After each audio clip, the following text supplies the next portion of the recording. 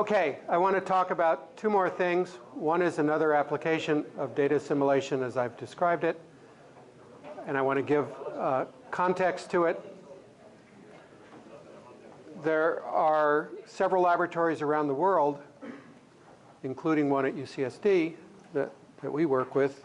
Another one that I know about is in Zurich at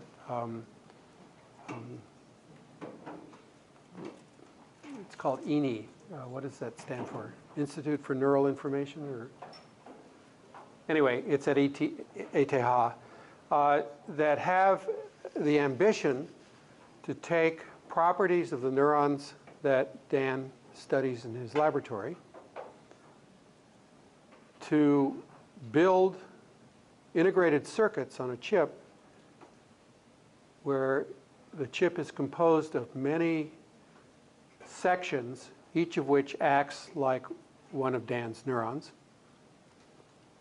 that interact with each other and can be used to build up electronic circuits that are based on the biophysical properties of the circuits that Dan studies. That's very ambitious. They're nowhere near accomplishing what I just said, so I'll tell you where they are. There's presently a 4-neuron chip. That sounds like, 4 isn't even close in the logarithm to the number of neurons that Dan has to deal with. And those 4-neuron chips only represent the currents of the sodium and potassium in the simplest possible model of generating spikes and transmitting information. The next generation of these chips will have 1,024 neurons, and the ambition is at some point to have not 2 to the 10th, but 2 to the 20th, so 1 million neurons or more. Why would you want to do that? Well, partly since you can control what happens on each piece of the neurons, and perhaps you've made it as realistic as you can, and you make the connections as realistic as you can discover some of the circuitry by experimentation in electronic circuits, some of the circuitry that underlies the behavior, the biological critical phenomenon that Dan was talking about in his laboratory. It's vocalization.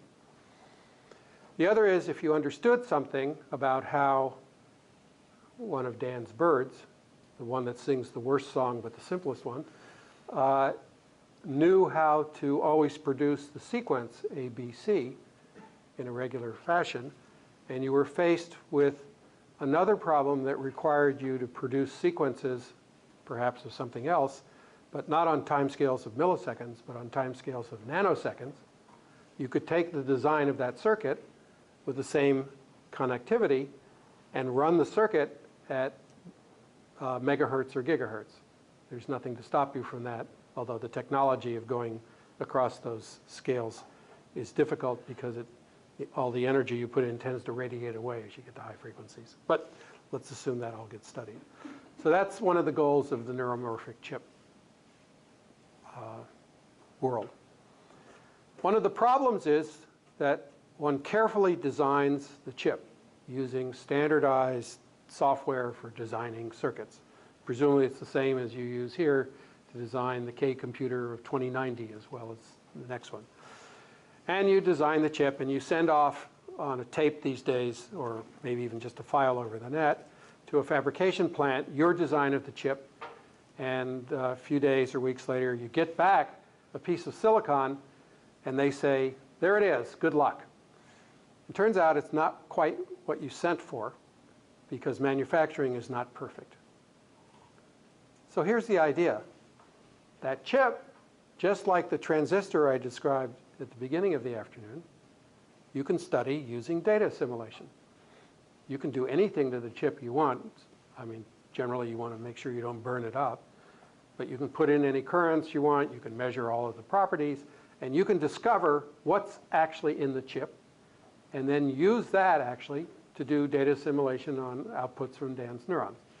And we've done that in a very crude and first-order way on the simple chips that exist now. just on the standard sodium-potassium neuron.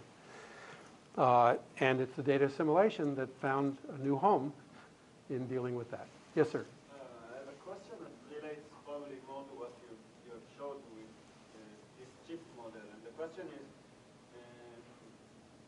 you showed a way that with the data assimilation, you find these parameters of the chip in the model you wrote down from the beginning. But the question is whether you can use the data assimilation actually to invent the model. I mean, it's like you assume you know nothing about the model, or you assume a very premature type of a model, and then you use data assimilation to make a more complex model. Right. Now, okay, does everybody understand the question? Anybody not understand the question? Okay, why don't you ask him what the question is, and then I'll see if I can help out with an answer, okay? Speak up. I couldn't hear you. Oh. So you wrote down these three equations for the model. For the transistor, right? Yes, for the transistor. So let's say you begin with a much less complex model, like dx to the v equals, I don't know, f of x. And I'm sure this is not, it is much far from the real model.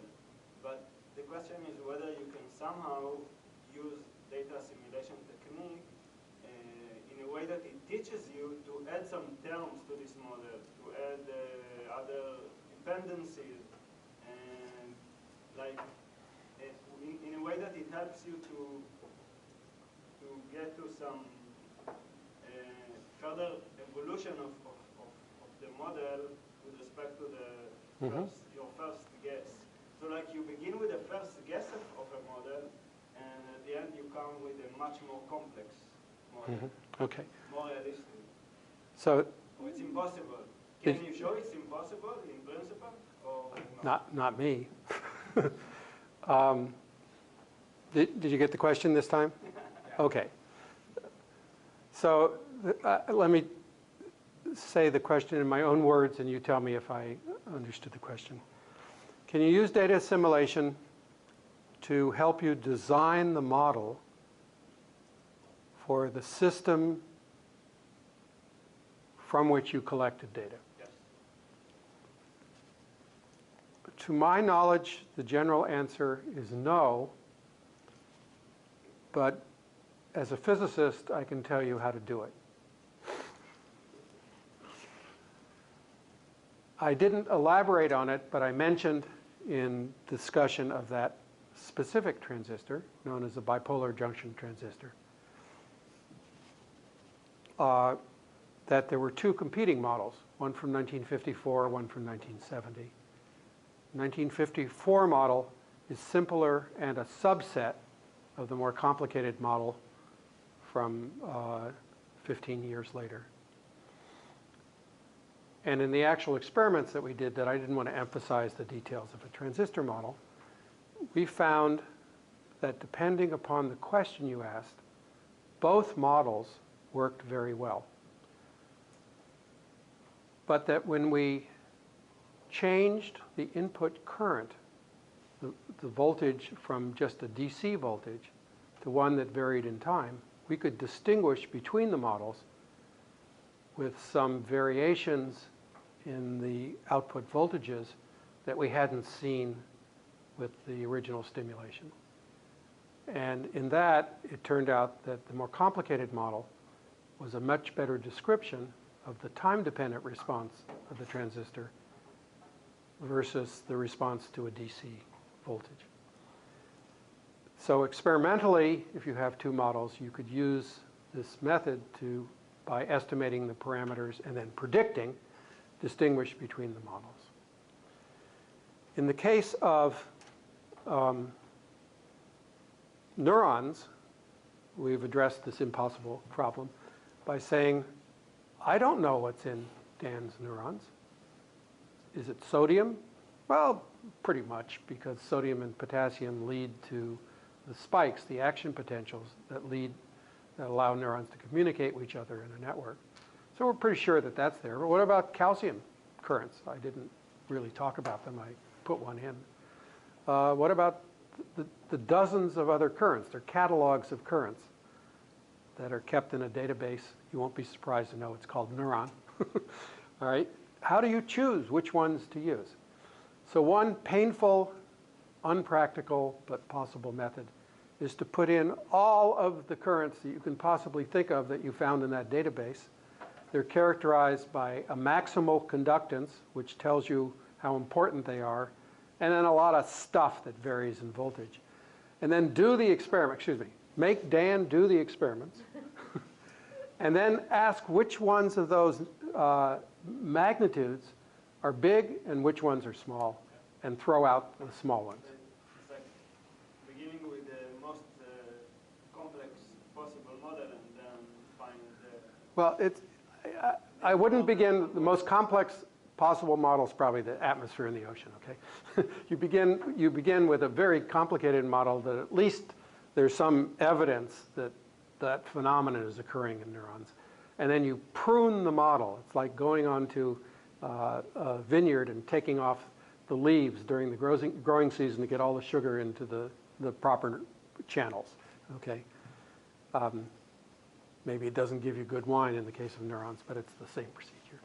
So there's a systematic way, but a priori, to figure out what's there from just the data, I don't know how to do yet. And I'm not sure it can be done in a general case. I'm sorry. Believe me, if I knew, I'd tell you. Okay. All right. So I've said something about how to. This is basically doing quality assurance on the chips that you get back from the factory. So if you're going to build the K+ computer, you'd like to know that the circuits that you got back from the fabrication plant are at least what you think's going on, or your instruction set, being the machine language code from your C++ instructions, are being executed correctly. And so we did that, and I just show you that this is the data assimilation experiment in which we injected this current, and we measured everything. So we got a very good estimate of the voltage and very good predictions. And from that, we could also get an estimate of the parameters in the problem. Then we said, suppose we treat this chip as a neuron and we can't measure everything, but we can only measure the voltage. Then I'm not going to show you all the pictures. We did the same thing. And then we said, what if we took data from Dan's lab? We know what the current is. We know what the voltage response is. How well can we do on real neuron data? And that worked out pretty well, too. It tells you that the simple model that we built into the chip is not sufficient, and we have to move on to the next generation of models. But it gives a basis for confidence in building neuromorphic circuits that we would like to use to explore functional behavior of networks of real neurons. All right. Yes, sir. I'm sorry. You have to speak up so Jason can hear you. So as we know that current is V equals to IR, means voltage is current times resistance. So the plot should be shifted up for the voltage. It should be same. No, this is a device. We're putting an input into the device. It drives dynamics in the device, and this is the voltage of that dynamics.